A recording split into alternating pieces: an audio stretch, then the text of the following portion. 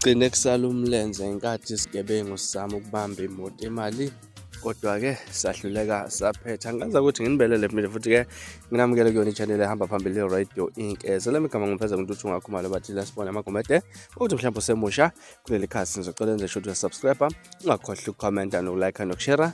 Okukhona okukhulu kunakho konke. Ibhimbili imizamo yokugebenga imoto ethuna imali emgwaqeni uKhumalo Street eduze noMorobisi Street eThokoza. Kubika ukuthi izigebengu ezibelela kwezilishumi sivimba imoto imali bahlome ngezikhali ezahlukahlukene behamba ngezimoto ezahlukahlukene zikanokusho. Abahlaseli baqhumise iziqhumane bazama ukuvala le moto imali okuyinto ethusa izakhamuzi. Ngeshwa umsolwa yedwa ushawe leli bhomu lezandla wakhukhumala umlenze. Ayikho imali eyibiwe, kodwa-ke kuntshontshe izibhamu zone ugada amaphoyisa asendaweni yesehlo ebeka ngalolu daba.